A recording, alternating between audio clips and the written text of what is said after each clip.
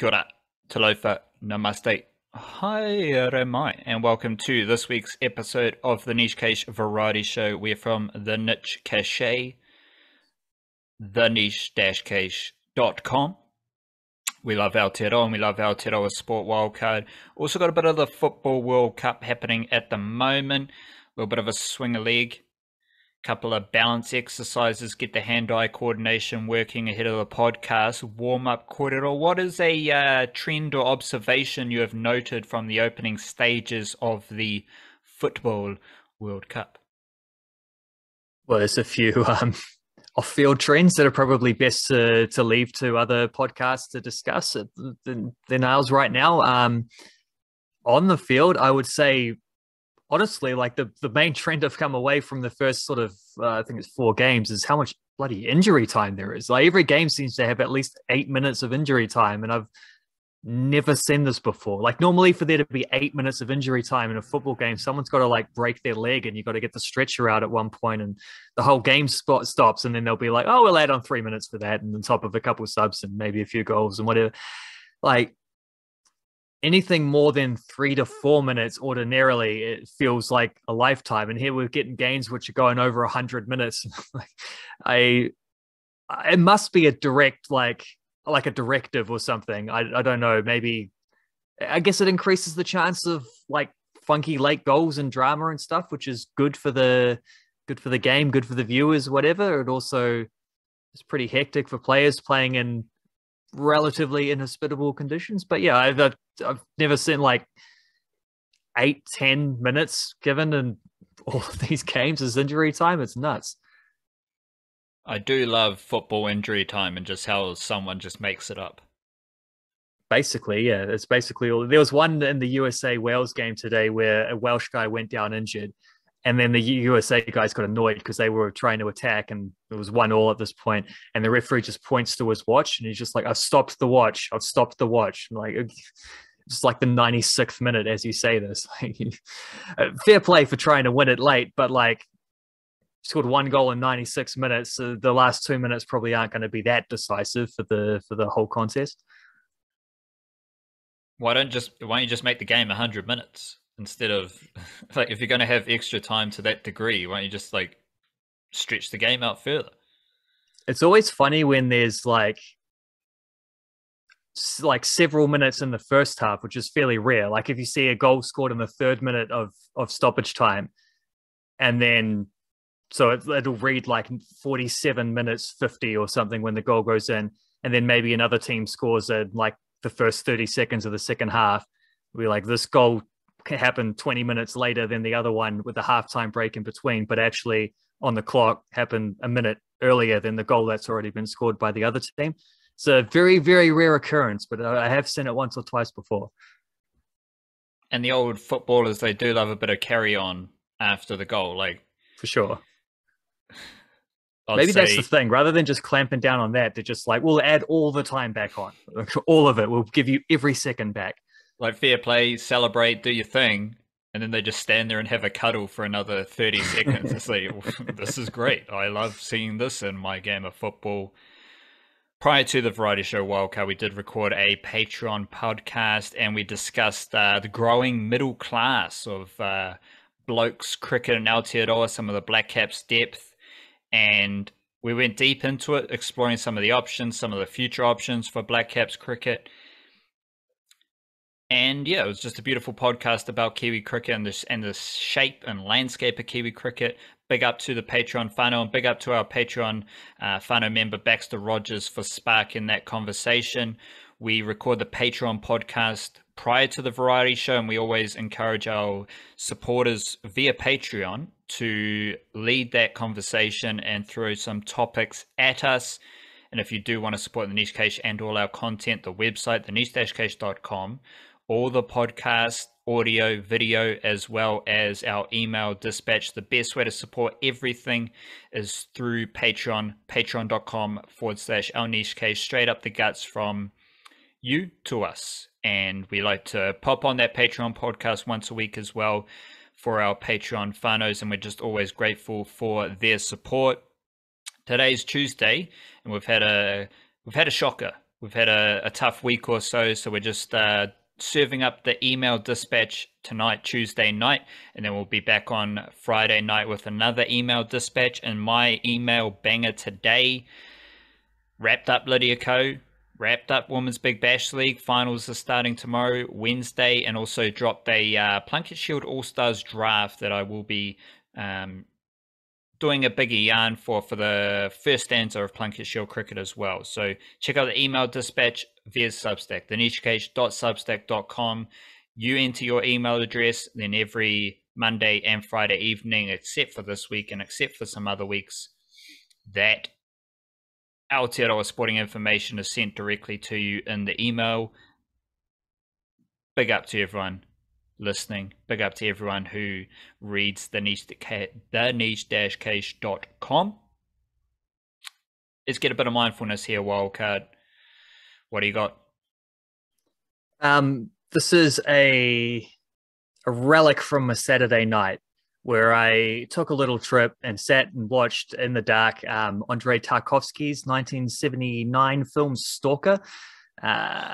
Absolute head scratcher, that one. It's 2 hours and 40 minutes long and nothing happens. But then also I finished and I was like, this is baffling. But then afterwards I'm just like, I can't stop like devouring essays and videos and podcasts and theories about it. So there was a thing within that where they the title character, the stalker himself, not what it sounds like, by the way, is I'm not going to explain the plot of the film though, went on a little like almost like a prayer type monologue, and I'll skip half of it because we don't need to hear the whole thing, but there's a bit in there which got my attentions perked up where he said, softness is great and strength is worthless. When a man is born, he is soft and pliable. When he dies, he is strong and hard. When a tree grows, it is soft and pliable. But when it's dry and hard, it dies. Hardness and strength are death's companions. Flexibility and softness are the embodiment of life. That which has become hard shall not triumph. And keep in mind, this was translated from Russian as well. So it's probably, we're talking about a language full on like, what were the words? Hardness and strength. I think the Russian language would be high up on that list. Yeah, those are the bastions of Russian masculinity. Yeah, pretty much. That was fascinating. Dealing with a lot of different ideas. The comparison to the tree was what struck, because that's true about like young trees are soft and bendable and whatnot, and as they get older, they harden up. And I hadn't thought about that as a process of like life versus death and whatever, growing versus the opposite of growing, stasis. I don't know. It's an interesting image that. And a summary note is the softness just comes in the way of growth and adaptability and learning, as opposed to being stuck in your ways and being, as opposed to like a rah-rah masculine thing. It's more about being stuck in your ways and concrete, traditional, I'm the man type of stuff, and moving beyond that. Bit of growth, bit of learning, bit of flexibility. Let's get into Aotearoa sport here, Wildcard. You want to go first with your banger? First up, leading segment. Yeah, I can do. There's a bunch of stuff I could say about the Wellington Phoenix's first women's A-League home game on the weekend. I could talk about selections and styles, and we might even do some of that later on. But the thing that stuck with me, like the idea that's been lingering since that, and since I wrote a little notebook about the ideas and some of the things I took from it, was the thing about the crowd size, because they broke an A-League record. They were aiming for 10,000 fans. I don't think that was ever very likely to happen. They ended up with 5,213, I believe, an A-League record for a standalone women's A-League fixture, which I was surprised, because that's not particularly high. Like it's a solid crowd, 5,000 to a women's football game.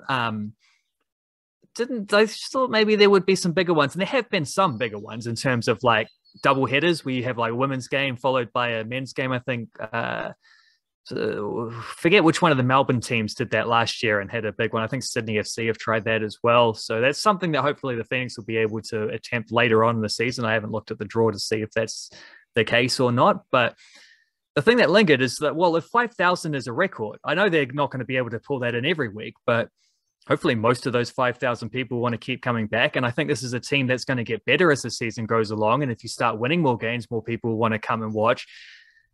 I wonder if they might be able to lead the entire A-League in women's attendance this season. I think that might even be a possibility if you think about that. The Women's A-League has been pretty poorly marketed in the past. Like it's a relatively strong league, a really good stepping stone league to getting to Europe or America. A lot of American players come and play here in their off season. A lot of Scandinavian based players do the same thing.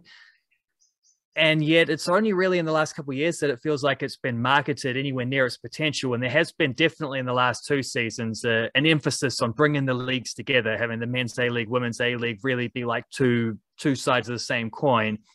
And obviously that's happened at the same time as the vestiges of the pandemic. So like that has had an effect on crowds not being able to capitalize on the marketing inputs. So I think there is definitely a lot of room for some of those Australian teams to boost it up above that. But the Phoenix also have room where they can sustain something around that. Like I looked at it last season, the highest average attendance was a shade under 2,000.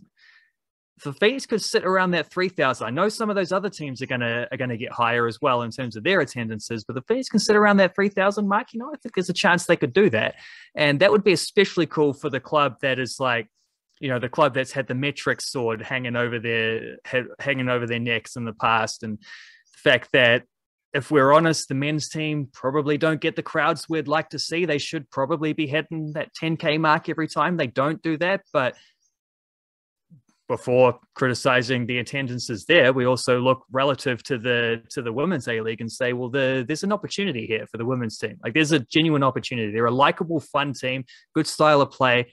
If the results can pick up in year 2, and hopefully they will do, not so good in week 1 here, but like they were playing against a very good team and there was a few individual errors rather than them being burnt out. But yeah, I don't know. I think there's an opportunity there, and there's something that's been a thought that's been lingering with me, is whether that's a possibility for them to lead the league in attendance.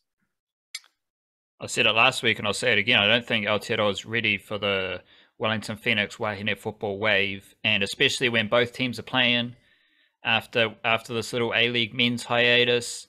Wellington Phoenix fandom is very engaged with their team and engaged in the community, and I think that's going to apply to the women's team just as much as the men's team. I'm leading the show wildcard. Just another note here that Lydia Ko is the best golfer in the world. I kind of understand why they put the financial figure there, so it's like relatable to the everyday person, but you don't need to know how much money Lydia Ko is making. You just need to know she's the best in the world, right? And she had a win at the CME Group Tour Championship. And if you look at her last 5 results, tied 5th, 3rd, 1st, tied 26th, and 1st. Lydia Ko has basically been the most consistent player this year. She's got the highest percentage of top 10 finishes, and she also has the lowest scoring average this year, and she is the only player with a scoring average below 69, all of which emphatically comes together for Lydia Ko being the best golfer in the world. And when you think about how this came about, we had a couple of years of adversity there. She maintained a positive attitude, maintained her smile. All the coaching caddy stuff, yeah, sure, that might be because Lydia Ko's a diva. She's a bit of a niggly diva, and she just didn't like any of the coaches and caddies, or she was struggling with her golf and wanted to find consistent improvement and get out of that slump, and that's exactly what happened. Shout out to a caddy that she's got now as well. He's been there for a while, saw him back in the Tokyo Olympic Games. Reminder, Lydia Ko is the only player in the world ever to have 2 Olympic golfing medals. But shout out to her current caddy, because he's obviously doing a good job. Become quite familiar watching him alongside Lydia Ko over the past year or so. But then if you come into this year, Lydia Ko's consistency led to a bit of good fortune in the last tournament. Like a lot of things had to fall in place for Lydia Ko to be first in all the rankings and win the tournament and just have a undeniable perch at the top of the golfing world. And that consistency brought about the good fortune. And when you think about the Lydia Ko journey, dealing with adversity, dealing with that adversity in a positive fashion, to find consistency, to then find a splash of good fortune, good luck when it mattered most. Lydia Ko, best golfer in the world from Aotearoa, you know? You can be the best golfer in the world from Aotearoa. And this isn't the seniors championship. This isn't European championship. This is the LPGA elite women's golf. Lydia Ko, best in the world. Stat time wildcard. What do you got? Yeah, so we're 11 games into the Aussie NBL season now, and the Breakers are 8-3. And they had a couple more impressive wins on the weekend, just keeping things churning along. They're second on the ladder, and I'm officially reached the point where I agree it's time to take them seriously. Not so much because of their offense. I think they're doing all right on that end, thanks to some like efficient shooting, particularly their imports, who are their three leading scorers. But they're scoring 84 points per game, which is relatively middling. And they do have the third best field goal percentage, 44.7, and they don't turn the ball over excessively. Things like that, like I say, it's nice and efficient. They only have one player in the top 18 top scorers of the league, though. That's Barry Brown at 20.3 points per game, which is fourth overall. So they're kind of sharing it around. They're kind of just scoring enough points. They're kind of just doing okay. Third fewest assists in the league, and that sounds like a team that stays in the grind, basically. Like if you're going to describe a team that is winning games by scoring sort of middling amount of points, that sounds like a team that can just play in the grind. And you can only do that if you're also a top-notch defensive side. And that is by far the thing that has stood out from this Breakers team so far, because the top-notch defensive side that they certainly are, they are holding opponents to incredible, really, like 76.4 points per game. That is 4 points on average, 4 points fewer than the second best defensive team in the league. Like it's not even close how much better they are in terms of points allowed per game. And you can break down all the deeper analytics all you want. That's the one that matters the most, is how many points does the other team actually score. Breakers opponents score fewer than anyone by a decent amount. Opponents also playing the Breakers have the lowest field goal percentage against any team, 40.6% overall. Second lowest three-point percentage, 25.3%. And what's incredible here is you compare that to, and I will break down some of the stuff deeper when I write about them more later in the week, hopefully, or maybe next week. But just on the sort of cursory glance, and I looked at, okay, well, what did they do last year? 76.4 points per game allowed this year, 88.5 points per game allowed last year, which was second worst. This year, opponents are shooting 40.6% from the field. Last year, 48.1% from the field, which was the worst in the NBL, and it wasn't even close. 25.3% from three-point range against them this year. Last year, that was 35.9% three-point range. Also, first by like the worst in the league by miles. This isn't even the same team anymore. Like there's zero lingering Dan Shamir days kind of gloom hanging around. Long way to go yet, but after 4 long, wasteful years, the Breakers looks like they've got their mojo back. Big up the post-Shamir Breakers. I'm going, got to highlight some Sophie Devine stats here, and this isn't overly positive because the Perth Scorchers did not make Women's Big Bash League finals, and Sophie Devine basically had her worst Women's Big Bash League campaign since she started.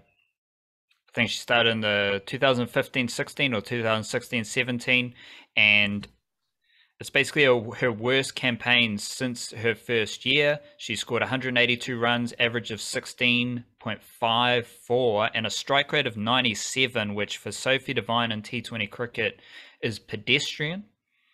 She also took 8 wickets at an average of 32.8.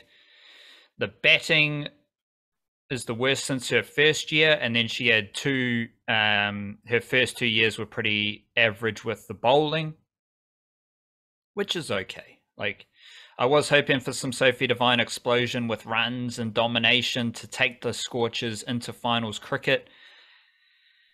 didn't quite happen. She did have some interesting performances in the last two games, but they couldn't get the wins. They lost their last three games, and Sophie Devine was a BBL Women's Big Bash League champion last year. She's got a lot of mana in the competition, obviously a lot of mana in Kiwi cricket, so all good with the dip in production, but that's what happened.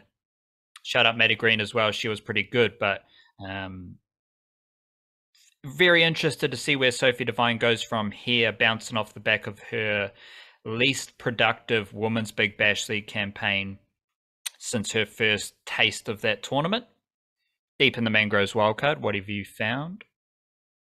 Deep in the Mangroves, I've just got 5 little yarns from the National League, basically, because the National League in Aotearoa is far more important competition than the World Cup that's going on concurrently. First point, every team in both the men's and women's competition has now lost at least one game. Looking at the men's, like Auckland City, they lost to Auckland United a couple of weeks ago. Wellington Olympic, they lost to Auckland City in the first round of the season. Auckland United were actually the last remaining undefeated team in the men's comp. They have lost 2 of their last 3 games. On the women's comp, it's Western Springs and Eastern Suburbs running away with it. Well, Western Springs lost to Eastern Suburbs, and Eastern Suburbs, they finally went down on the weekend, losing 2-1 to Canterbury United Pride in the absolute pouring rain. It was bit of a crazy game there. It's actually interesting because the Auckland United beat Auckland City also in absolutely torrential pouring rain. In fact, like I went to that game, there was thunderstorms and got absolutely drenched. So yeah, Eastern Suburbs had won 10 games out of 10 leading into that one. They've finally tasted defeat, still well on top of the table though. Second point, 1 week to go for the blokes competition. We already now know that Wellington Olympic versus Auckland City will be the grand final. They're currently tied on points. Olympic ahead on goal difference. I expect them both to win this weekend, and that'll stay the same. Extremely likely in the women's competition that it's Eastern Suburbs versus Western Springs, but there are still 3 more weeks, and Northern Rovers still have at least a mathematical chance of catching them. Point number 3. Taylor O'Brien finally had a quiet game in that Eastern Suburbs loss on the weekend. However, absolute runaway MVP in the ladies' comp. 16 goals in 11 matches. That is 5 clear of anyone else. She's also tied second with 8 assists. Interestingly, 17-year-old Ruby Nathan has 10 assists to lead that rank. 10 assists and also 4 goals in only 7 matches because she missed a month for the Under-17 World Cup. Ruby Nathan was one of 2 Kiwis who went to both the Under-17s and Under-20s World Cup this year, along with Millie Clegg. Millie Clegg's getting a little bit of a reputation now as the incredible attacking prospect that she is. Ruby Nathan, not far behind. People got to remember that one too. As far as the goal scoring on the blokes competition go, Garvin Coughlin has 9 of them. He is at the top. Kashmir Technical, Gianni Bazoukas, Wellington Olympic. He's trying to stay in touch with 7, 1 round of the regular season to go. As far as assists go, and there's no like official count for assists. I just do it myself. I can keep an tally of who gets the assists on my Excel document. So I can tell you that Gianni Bazoukas' mate Jesse Randall has 8 assists. He leads the way, just ahead of teammate Jack Emery Sinclair, who has 7 assists. Finally, the other thing I'm keeping an eye on is the Best of the Rest Championship belt with 3 games to go in the women's. 3 Auckland teams lead the way on the table with the Cantabs and Southern both tied on 16 points for sort of 4th place. Canterbury with a slight goal difference edge. That one's going to go down to the wire to see which of the Federation teams finishes ahead of the rest of the Federation teams. And the men's competition, you're going to have the champions of the Northern League playing the champions of the Central League head-to-head in the grand final. There's also a Southern League. And not to be forgotten, this Friday, Christchurch United host Kashmir Technical in a Canterbury derby to end their seasons. Tech are actually unassailably 4 points clear on the ladder, but nobody cares about the ladder come derby time. It's winner takes all. And yeah, Christchurch United versus Kashmir Technical. Looking forward to that one under lights in Christchurch on Friday night. Friday night lights. Let's get deep in the Aotearoa cricketing Mangroves, domestic cricket, and we are transitioning from Plunket Shield to Ford Trophy. Ford Trophy has started Tuesday, the day of recording. I just saw Tom Latham and Henry Nichols both bang a 6 each, so that was quite fun to watch while we were recording. Players that I'm intrigued about, 3 batters who bowl spin, which we know is a key skill set in Aotearoa. Cole McConchie, Rachin Ravindra, and Michael Rapon, they have all scored over 200 runs in the Plunket Shield. Cole McConchie's first for runs. He's the only player with over 400 runs. Rachin Ravindra's doing all right. He's got a century, averaging 34. Rapon has 3 half centuries. He's averaging 39. So they've all scored Plunket Shield runs, and they are all highly useful white ball bowlers as well. Cole McConchie in the Canterbury team playing today, he's probably going to operate as a second spinner behind Theo van Workum. And he can bowl 10 overs. Like Cole McConchie's off spin is handy. He can churn out 10 overs if required. Probably not required because Canterbury's seam attack is really good.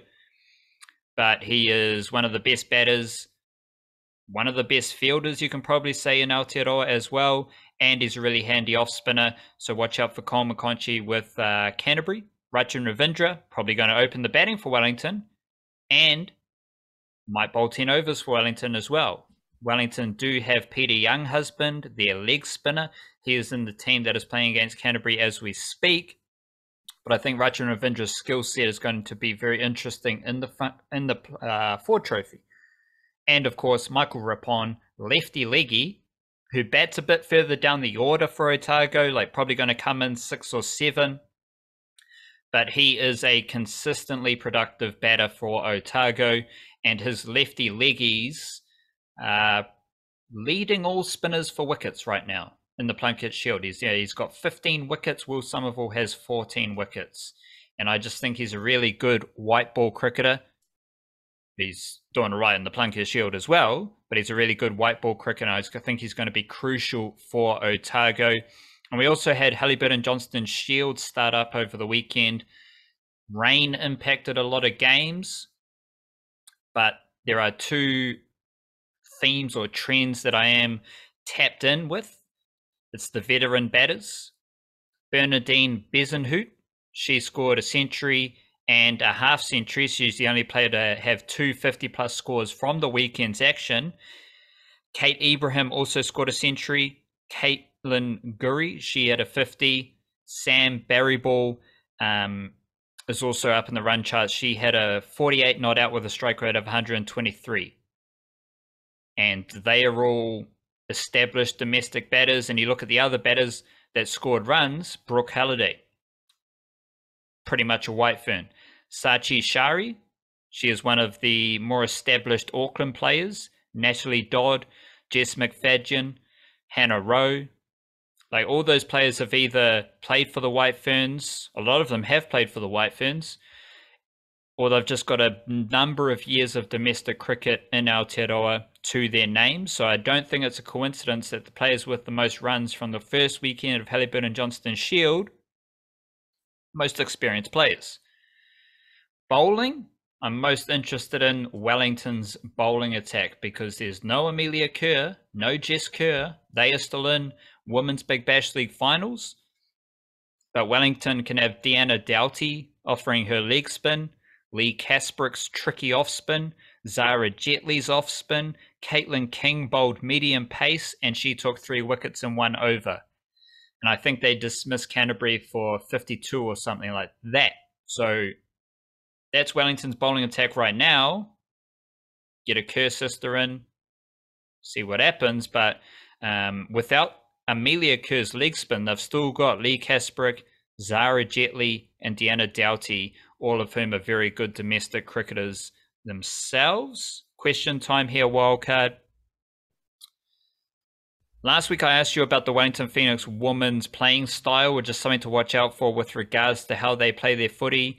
You went off rambling about their team lineup and all these people that I had no idea about, and watch out for this and what's going to happen here. And I was just like, bro, just tell me something to watch with the footy, you know? Like, I just want to know what I'm watching. Now that we've seen them play, might be a better time to ask that question. Is there some standout element about Wellington Phoenix football that you saw from their opening loss to Melbourne City? Yeah, I can actually answer that question now. I think what we saw was sort of expected, but now we know it. Like a lot of continuation from last season. There's certain like core of the team that's that's back, and so you expect them to play in a similar way.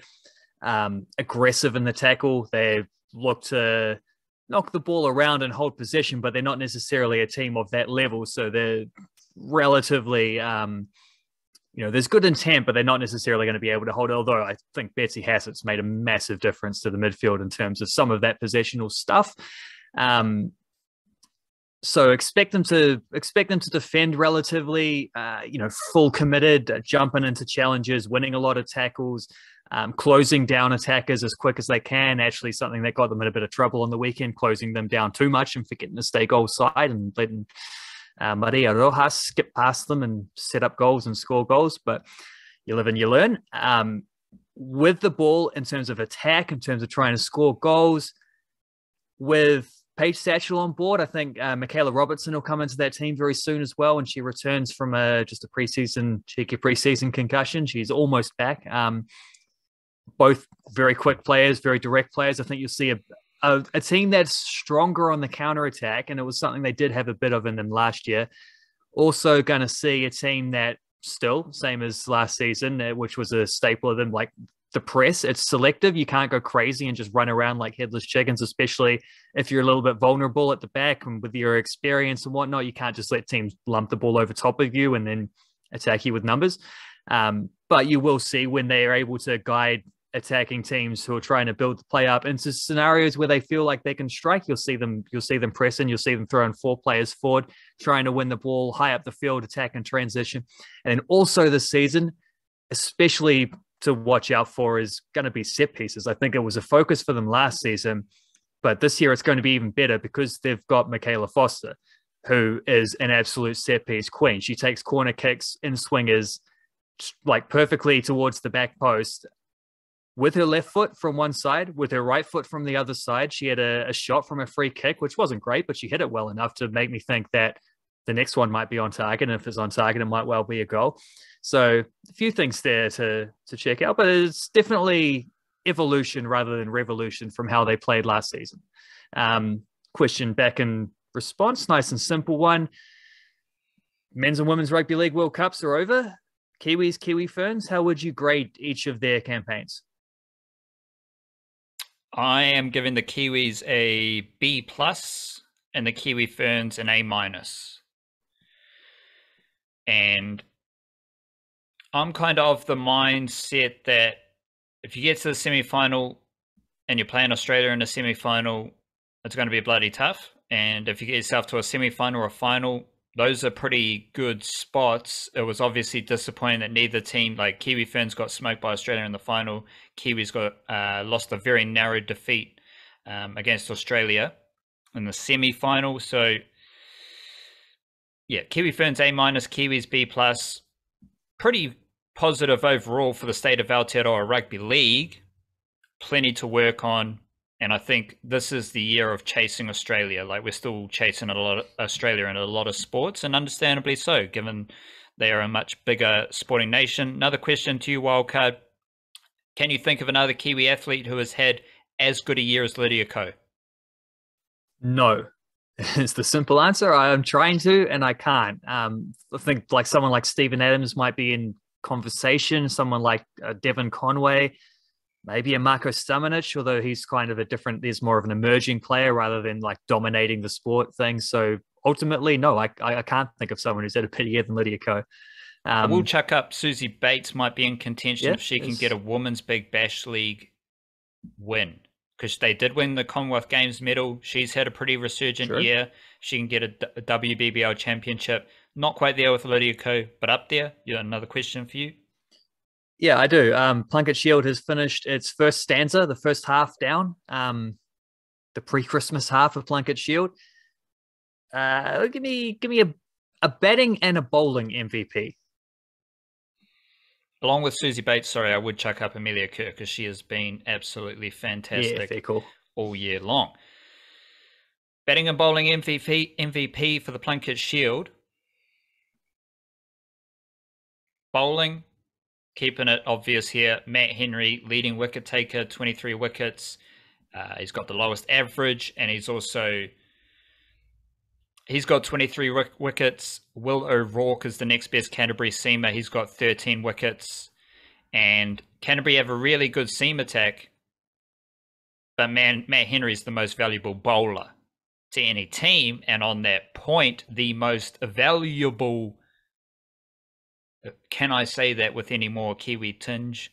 The most valuable batter in the Plunket Shield is Tom Blundell. He's fourth for runs, right? So I could have gone first for runs, first for wickets. We could have done that, but we'll keep it funky. Tom Blundell's fourth for runs. He's got 2 centuries, 2 50s in 8 innings. Next best batter is Rachin Ravindra, who's just got the 1 century. And if we dive deeper into Wellington's batting lineup, they've only got 3 batters with over 200 runs. And Tom Blundell's got 388 runs. Ravindra's got 272 runs. There's not many runs in that Wellington batting lineup apart from Tom Blundell, which makes him the most valuable batter in the Plunket Shield. Where's he batting? Is he like wicketkeeper, sort of 6 or 7 kind of middle order things, isn't he? So he's very used to that then, isn't he? Coming in the middle order and score. Like this is what he did on the England tour with the Black Caps. Just top order loses some wickets, come in, score a couple hundreds, no dramas, get the team through to a decent score after all. Tom Blundell stuff. Maybe Tom Blundell, best Kiwi, up there with Lydia Ko. Maybe he should be in that mix too. Fantastic. I did think of, before I said Devon Conway, I thought about Daryl Mitchell, but I thought maybe that's eased off a little bit more recently. Tom Blundell he's also got a strike rate of 74.9. Everyone else is below 60 except for Cole McConchie. He's on 60.26. And then you get down to Colin de Grandhomme, who has far less runs at a strike rate of 90 odd. So Tom Blundell's got 388 runs at one of the highest strike rates of all Plunket Shield batters. Again, most valuable. Musical jam for yourself, Wildcard? Well, let's pump up that Darts album again. The band from Wellington, New Zealand, it's called. Love that thing. Still been listening to that a couple of weeks later. Another Kiwi album that's just come out a couple of days ago was the new Soaked Oats one. I think that's a debut record as well. That one's pretty cool. And looking overseas, what was the number 1 pick that I go for? Let's go with the Wise Blood album, spelled Weyes. That one is very good as well. Very much enjoying that. So there you go. There's 3 of them. I'm just going to chuck up the DJ Muggs and Jay Worthy collaboration, What They Hidden For. DJ Muggs was the old Cypress Hill DJ production dude, bit of a legend. And Jay Worthy, he's from the old Bompton in Los Angeles, and he came out with a real hardcore G-funk sound that was super funky, really solidified himself as one of the best LA artists over the past 5 to 7 years. This project's quite interesting though, because you get Jay Worthy on top of DJ Muggs' production. DJ Muggs has he's got some hard hitting production, drum heavy, fucking beautiful production from DJ Muggs, and Jay Worthy just cruises all over it as he tends to do. That's the Niche Cage Variety Show. We'll be back on Thursday with a big old hearty, meaty steak and cheese kōrero about Aotearoa sport via the Niche Cast. Stay tuned for that. Big up yourself, love yourself, kia kaha, stay beautiful, chur.